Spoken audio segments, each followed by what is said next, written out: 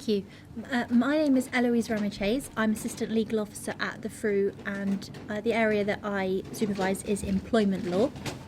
My name is Aisha, and I'm on a joint pupillage with FRU and Outer Temple Chambers.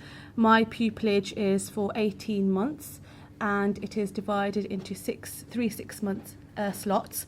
So the first 6 months I will spend at FRU doing employment and social security cases, and then after that my formal 12 months will start with Outer Temple Chambers. In my third 6 I will come back to FRU again and do some more cases in conjunction with Outer Temple Chambers as well. So what we're going to be talking about today is what FRU is, what work we do, what volunteers get out of it. So we're going to divide that really between things that you learn how to do and personal skills that you develop from it. And we're also going to explain to you how you can get involved. And obviously we will have questions at the end. Maria? So a bit about what FRU is and how it all started. So FRU was set up in 1972 by a group of bar students, and they found that they didn't really have the opportunity to take on real cases and represent people at court. Therefore, they set up FRU, and at the same time recognised that there was a gap in the legal market, in that those people that were unable to afford legal representation, or as in a lawyer, were then down to representing themselves at court. So FRU really serves a dual purpose in that it allows you as aspiring lawyers to represent people in tribunal, a real case before a real judge, and also allows then the client to have some representation. So that's what basically FRU is about and how it all started. Since then, over 40 years later, we train around 1,000 volunteers each year, and we have training sessions in the spring, summer and autumn periods. I'll now hand back to Heloise, who will talk to you more about that. So in terms of one of the main areas of law that we do is employment law. The majority of the clients whose cases are referred to us, they come from citizens' advice, they come from law centres. There is also something called the self-referral project, which allows some people to be able to refer cases themselves. And those cases very much range in what they are about legally, but they are always being brought against their employer. And usually the employer is professionally represented, but not always. So the areas of employment law, we divide them into complexity. So many people, their very first case is going to be an any rep case, and so that really covers unfair dismissal, unlawful deduction of wages, redundancy pay, that kind of thing. Then becomes more complex when we move to automatic unfair dismissal, whistleblowing detriment, health and safety disclosures, and finally the most complicated ones where you have race discrimination, sex discrimination and disability. And the length of the hearings can vary a lot from maybe a couple of hours to 10 days. But again, 10 days is something that you'd only want to do if you had done quite a few cases and you were quite experienced. The cases themselves, as I say, the respondents generally are represented, so you're dealing with a respondent on the other side. When you finally get to the tribunal, generally you will have one judge sitting alone, but in some cases where there's a detriment claim or a discrimination claim, you will have 3 panel members, 1 judge and 2 lay members. So it's a fantastic experience really of finding out what being in a tribunal or normal court would be like. So I'll talk about social security law.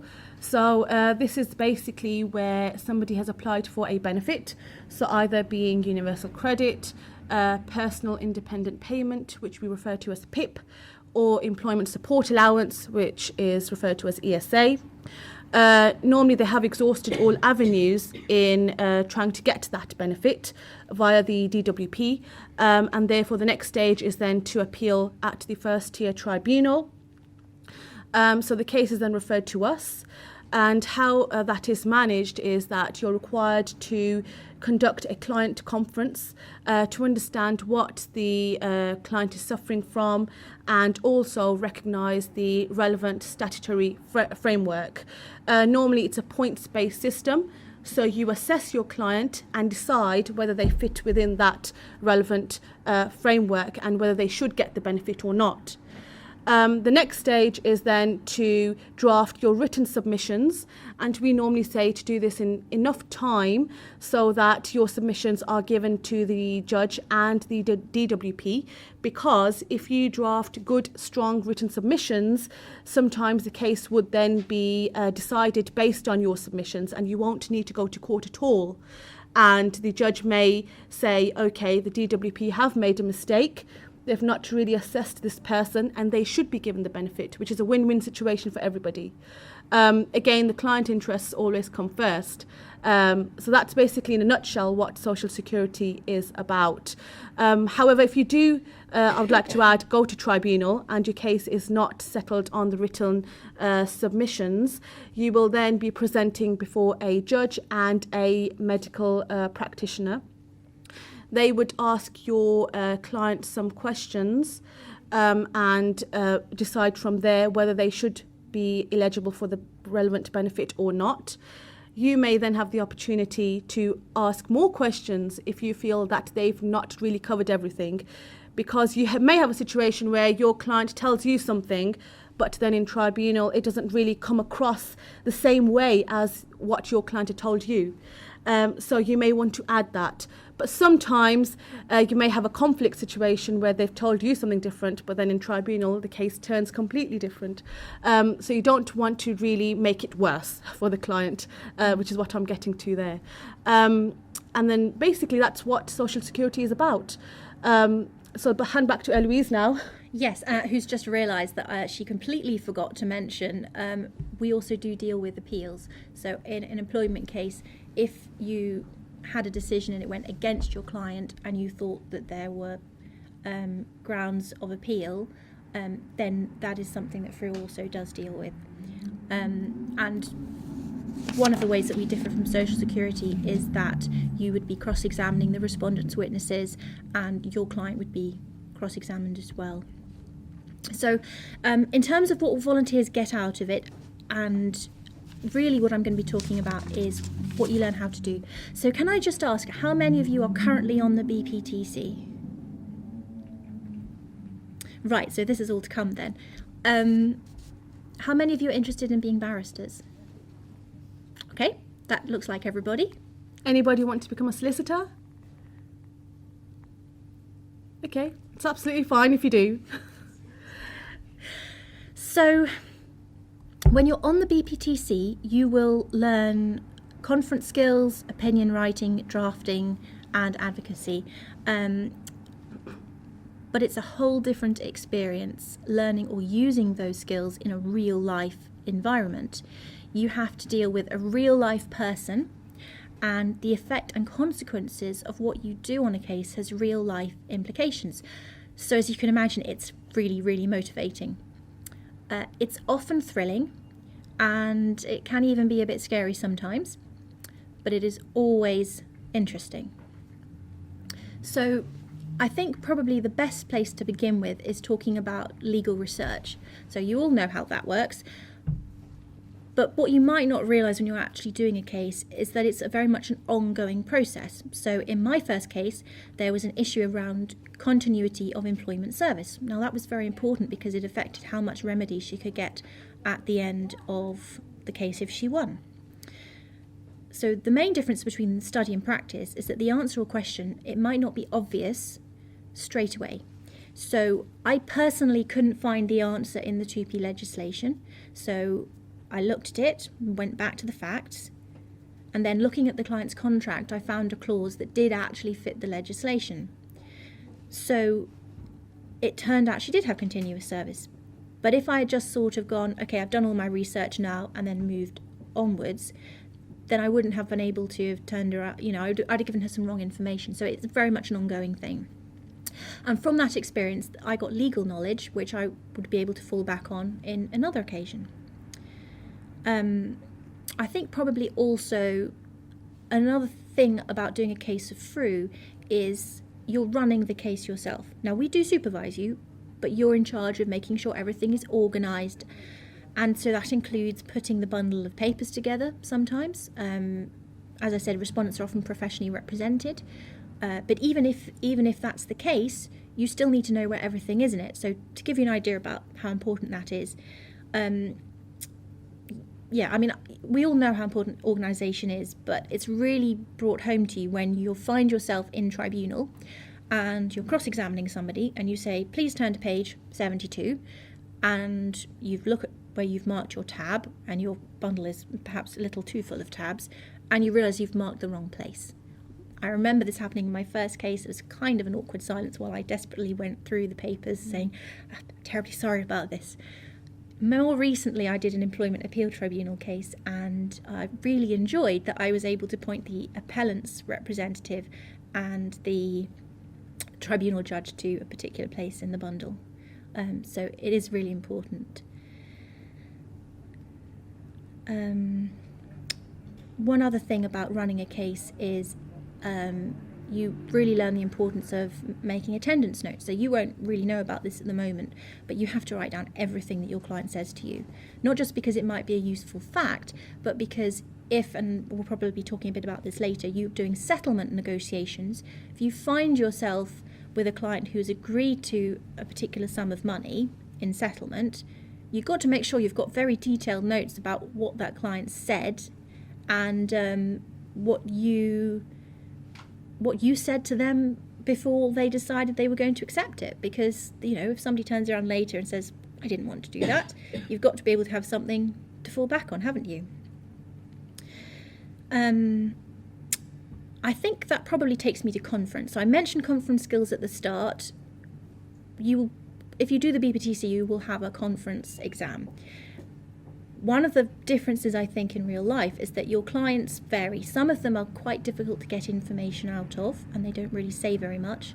And some of them, they will tell you the whole story. And, generally we suggest you have an appointment of about 2 hours, and I had a client who spoke for about 3.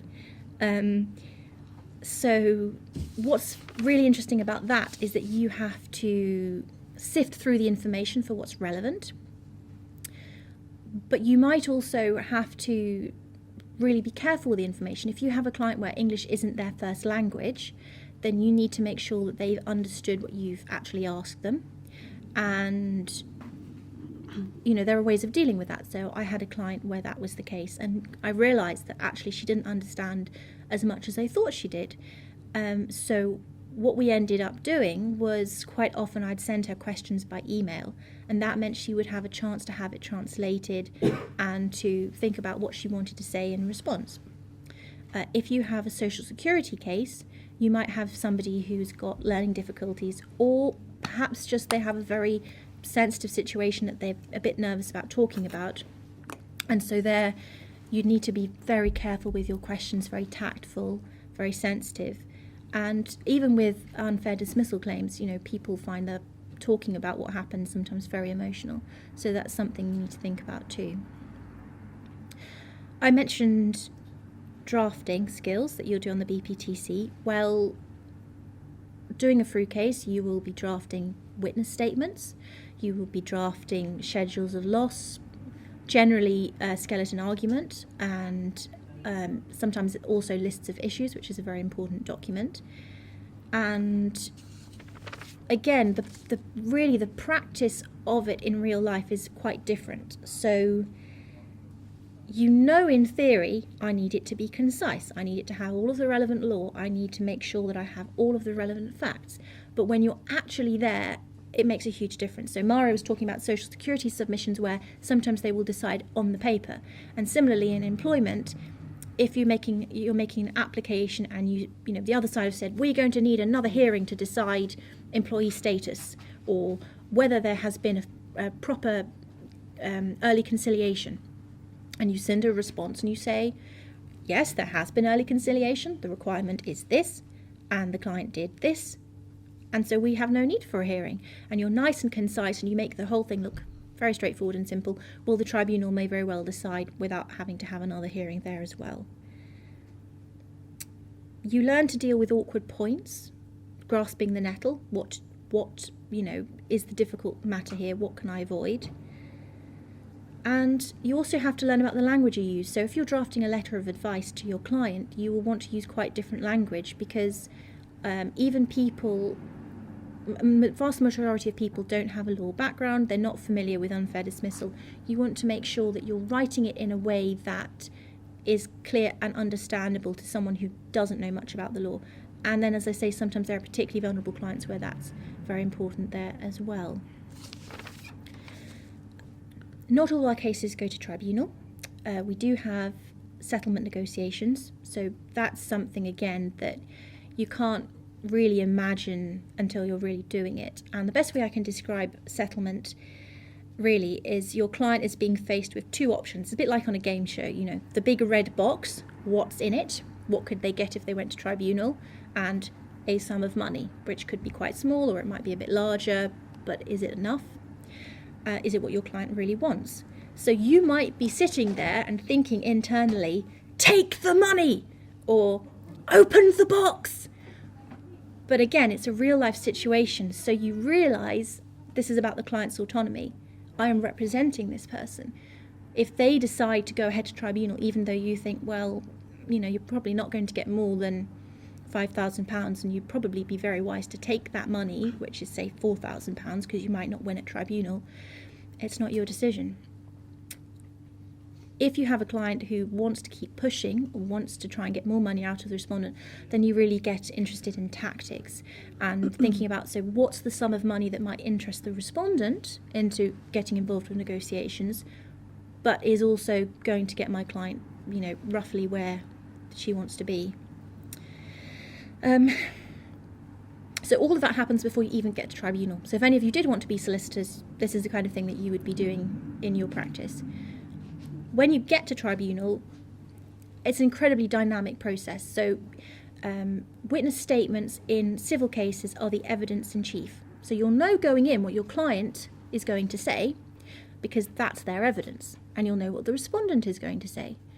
But then cross-examination happens and your client completely sinks the case by upsetting the judge, by interrupting them when they've been accused of interrupting people before, or that was one of the allegations against them perhaps,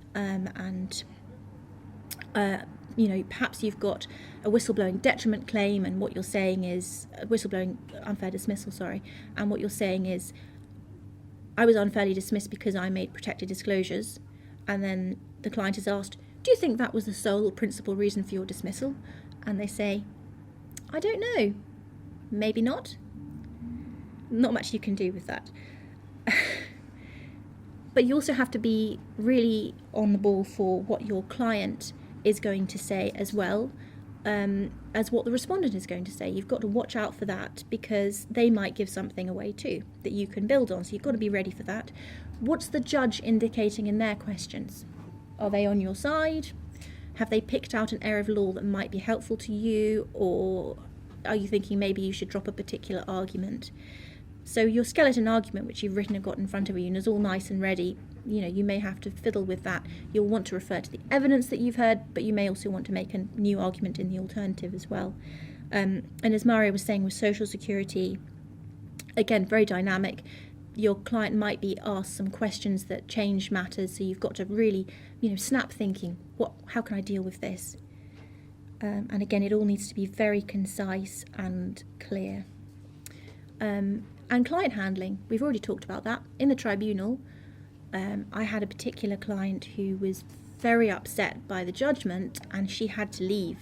And so I had to go outside and ask for a few minutes so that we could talk and she could come back in and be ready for the rest of the judgment. I had a client who spent a lot of time whispering in my ear, which was quite distracting. So the next time I asked a client if she would just write me things if there was something she wanted me to know. So at one point this resulted in very, very furious scribbling and the pen being flung down on the table.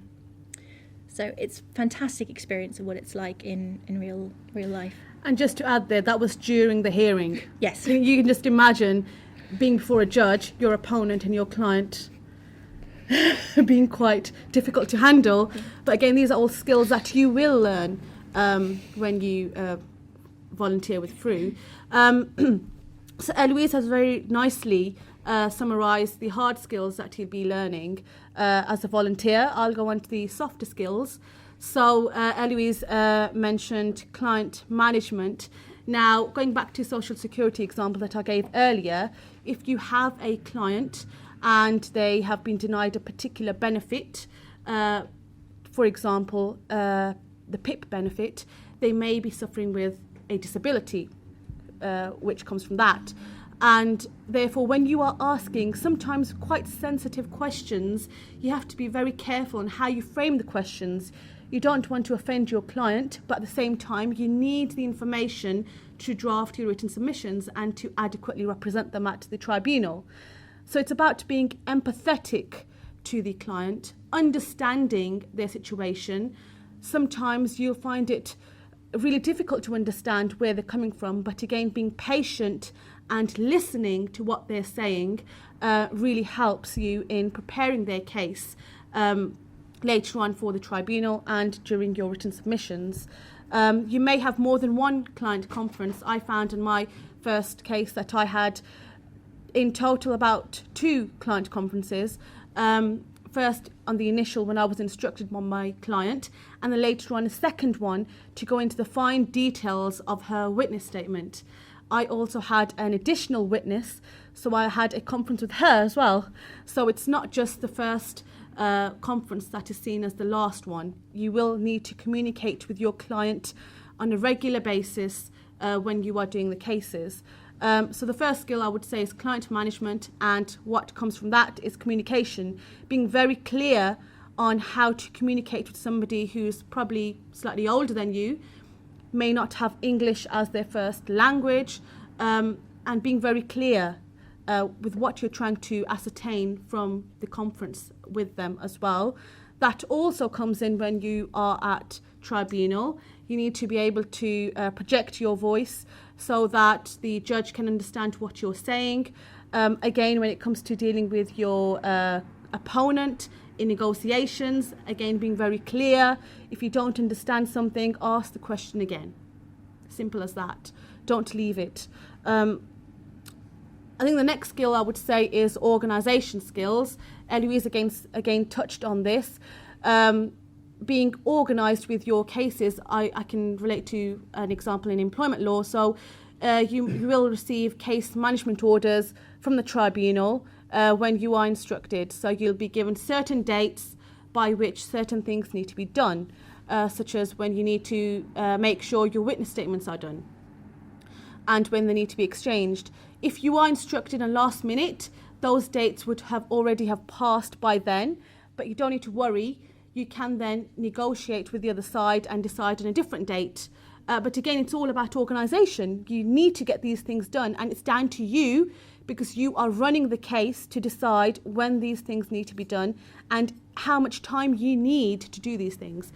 I would say the first case, employment case, and even being an unfair dismissal, you need around 3 weeks to really get your head around the law, and then to apply that to your case, and then to ascertain all the information from your client.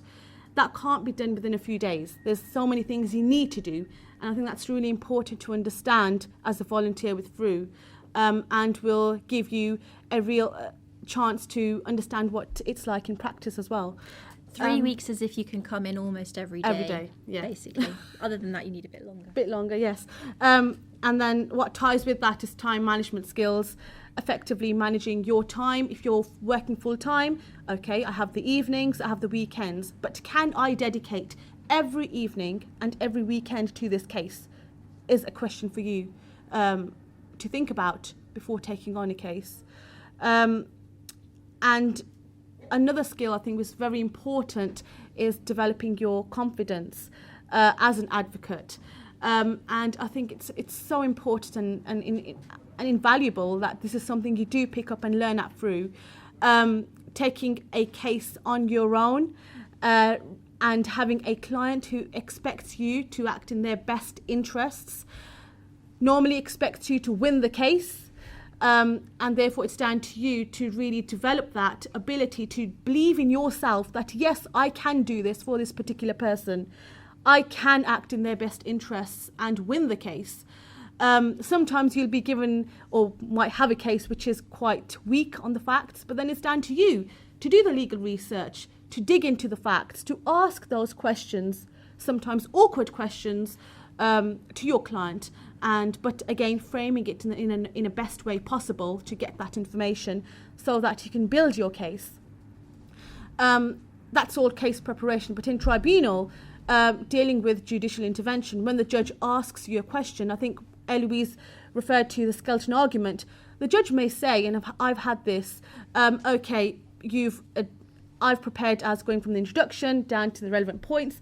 Judge may turn around and say, okay, I understand the points, talk to me about point 9, which is on the second or third page of your skeleton argument, but you need to be in a position to be able to talk about that and pick it up right away. And that all comes with confidence and adequate case preparation, which is something you will hopefully learn at FRU and to be able to demonstrate when you are in tribunal. Another thing is when you are giving your oral submissions, you may have some judicial intervention. Again, being able to think on your feet, which is a very important skill.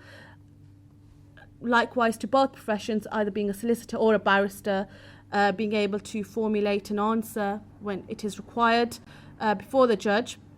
And that all comes with obviously having confidence and developing that confidence. Going back to case preparation, being assertive, I think is a very important skill as well. One of my first cases at FRU was where my client was unfairly dismissed, and I really wanted to cross-examine the respondent on a particular point, which was very contradictory in her response form. But I was forced to put my client's interests first, which were to settle the case. Because although I believed we had a strong case, again, anything can happen at tribunal, and you must understand that, not to be fixed in a bubble thinking I've got a strong case. At tribunal, you don't know what will happen, and you need to be very realistic with your client. So it was in my client's best interests to settle the case, and we did settle. But I was then faced with the opponent who had a number of years more experience than me. And there were some tactics that were used in the negotiations. So one of them is that if you don't agree to this particular amount, the respondent will go into insolvency. But I had to really understand and manage my client and say, yes, they are saying that, but we have no evidence to prove that as yet. And because our case is stronger, we can still possibly ask for a higher figure. It was my job to advise my client, not to make the decision for her. And then it was her role to advise me on what she wanted. And we did, in the end, successfully get a higher figure. So we weren't scared by the other side, threatening for filing for bankruptcy or an IVA, which is an individual voluntary arrangement, and focusing on my negotiation and being assertive and saying, no, we believe our case is stronger, we deserve a higher amount if you want to settle. So those are the skills in a nutshell of what you will learn and what will come with your case at FRU. Every case is different, and I think that's a very invaluable thing that you get at FRU. Although we do employment and social security, every case is different with different facts, with different people, and you get to learn a whole range of different skills. So I think just to summarise what I mentioned there was client management, being empathetic, organisation skills, time management, confidence, and being assertive, and always putting your client's interests first. The next segment of our talk is about your applications. Now, you've indicated that many of you are interested in becoming barristers. Some are interested in becoming solicitors. And I think FRU is relevant to both professions. As Heloise alluded to earlier, when you are doing the case preparation in the office, that is basically the role of a solicitor. You are the frontline person who talks to the client, who does the client conferences, who drafts the witness statements. But that's also relevant for a direct access qualified barrister, where you may be required to do those things as well. Do the client conferences, be the front line, speak to your client. Quite obviously, it is relevant for obviously those wanting to become barristers, because you will be in tribunal, so you will learn the advocacy skills, the skills to think on your feet, dealing with opponents, managing your client. So in your applications, in applying for pupillage or training contracts, you can write all those skills down. Especially a question that I had to answer when I was applying for pupillage is, why do you want to be a barrister? And it sounds really obvious, but it is quite difficult to write down exactly why, and in a convincing way. So what you learn at FRU is how to develop your written advocacy, and in my opinion, your application is an example of your written advocacy. You are persuading somebody who is reading your application to give you the opportunity to work as a pupil, to invite you in for an interview. And having the opportunity to do that at FRU will of course help you when it comes around to writing your applications and answering that basic question. I have had the opportunity to run my own case. I have managed a client. I have dealt with an opponent. I've dealt with judicial intervention, for example. So you can write that in your application, and then also at interview answer the question quite confidently that I want to be a barrister because I know what being a barrister entails. So I think that's a very convincing argument, especially when you've done the role. You're not going into something without experiencing it first. And I think that's very valuable and something you learn at FRU. I'll now hand back to Heloise. Thanks. We haven't got quite as much time for questions, but I do want to say really quickly how you can get involved. So we mentioned training days. We have spring, summer, autumn and December. The next one is going to be in the spring. There are different days for social security and for employment. You can obviously do both, but each training day does cost £50. So it's not £50 for both, it's each. There is a test. You need to pass the test. You need to observe a hearing in the relevant area of law that you wish to do. And again, actually, it does need to be the relevant training day for the area of law that you're interested in. And then there's an office induction in which we explain to you how FRU works and how to take a case out at FRU. Anything else I want to say about that? No. Thank you very much. Thank you. Yeah. 5 minutes if you like to take them. Yes, I think we would like to take some questions. We have around 5 minutes. So any questions? Yeah.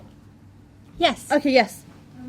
When it comes to the test, what exactly are you testing? Is it a written test or is it a verbal test to see how you advocate? So it's a written test. There is a sample question and answer on the FRU website. And if you come to the training day, then Michael, who's the Principal Legal Officer for Employment, or Emma, who's Principal Legal Officer for Social Security, would explain a bit more about that and how it works. But basically it asks you to apply statute and some law to a factual pattern in front of you. Yeah, it's an exercise in statutory interpretation, whether you can apply a set of principles to the fact pattern. So that's basically what the test is about. And we always say just answer the question. Yeah. Yeah. Yes. Does FRU, because you're doing pro bono work and some of your clients might have English might not be their first, second or third language, how does FRU deal with, does it deal with any, if you have the ability to speak other languages and your client also speaks them, or if you have, is that like something that you guys look for, or do you, is it possible to say if you had a professional who was professionally educated in another language, would you be allowed to, Use your language? How would it work? Yeah. Yes. So the question was about whether, if you have other languages, can you use them? We were told to repeat them back because otherwise it won't be recorded, and I forgot to do that last time. So, I would say yes. That's fantastic. I'm an example of that. So I can speak Urdu as well. So if I have a client who speaks that language and English is not their first language and they aren't very comfortable, I would then speak in Urdu. You are allowed to do that. if you had a client who spoke a different language from you and you were worried about that, there are plenty of volunteers who've had clients who don't speak very good English and sometimes none at all. And, there is a way that we make it, there is a way to make it work. But I don't really want to go into too much detail about that. Okay? Any more questions? Yes. Is FRU nationwide or London based? So the question was, is FRU nationwide or London based? We are London based, so we take on cases that are predominantly in London and South East region. That doesn't mean you can't volunteer if you're not from London, of course. We have volunteers from all around England, so you're more than welcome to volunteer. But the tribunal would be in London and South East. So I could, if I took on a case, I could just commute to London for the tribunal. So the question's about commuting, and yes, you can. I was actually volunteer before being assistant legal officer, and I used to commute in from Milton Keynes. So that is something that you can do. Again, it's something you have to work out for yourself. I think there was a question there. Yes, my question is for you. In complex cases for social security, if you have to engage like medical expert witnesses, is it your responsibility whose responsibility is it to pay for them? So the question was about paying for medical evidence in social security cases. That's normally down to the client, so we wouldn't pay for any medical experts. We once had a situation where we needed an expert for signatures, identifying the difference, but that's down to the client. But you need to explain to the client that if we are engaging experts, then they will need to pay. FRU does not pay for that. And in terms of medical evidence, that's something you talk to about with the legal officers. Do I need more medical evidence here? Because it might be that there is actually enough already in the papers. Okay. Any more questions? Yes. So how do we decide, whether to take a case on, based on its merits? So I know that, barrister with 51% chance, I think it will succeed, then I'll take it on. And you also mentioned that sometimes you think a case is very strong, that's very weak. So how do you decide which case, or do you just take on every case that is brought to you? So the question is, how do we decide to take on a case? And the answer, and I'm actually, something that I tell the self-referral clients, is that we accept the referrals that are brought to us, and they are all made available for people who are volunteers at FRU to see. So where the hearing is, when it is, who the parties are involved, that's for conflicts of interest. And when you come in, you can see the papers. We don't make a decision about will this case succeed or fail. That's something that you would do, ratifying a case, looking into the law and talking to the client. But just because a case isn't going to succeed doesn't mean that there isn't a benefit in that person having representation, because, they might be at significant risk of costs. And sometimes people whose cases have been referred to as quite complex discrimination cases where we weren't able to find a volunteer or someone wasn't able to do it have later come back, and there's another hearing down the line and they need help with that. So there's a benefit to representation in all cases, I would say. You had a question. Yeah. How well do FRU advocates perform against professionals generally? Because it feels like there'd be quite an asymmetry there. So the question is about how do FRU advocates perform against professionals? I would say just as good. Why not? It comes back to my point on confidence. Just because you're a FRU volunteer, not a barrister or solicitor with a practicing certificate, does not make you any less than them. And you should always perform with the greatest of confidence. I think obviously there are going to be differences. There are going to be that they'll have much more experience than you possibly. They'll probably know more about that area of law.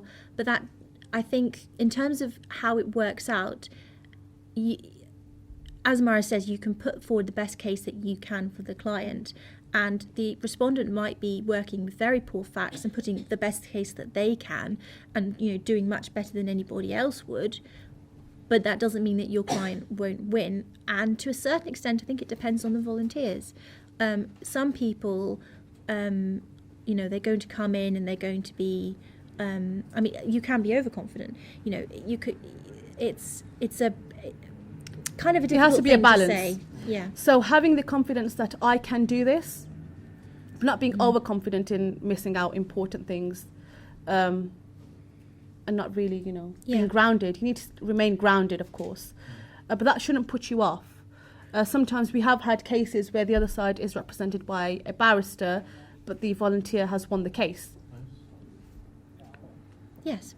Yes. Another question at the back. Stop you, sorry. Yeah, We've got next talk coming in shortly. Okay. But thank you so much for coming down. I think it's always really interesting to hear from through. Sure. Thank you. Thank you so much. Can Thank I? you.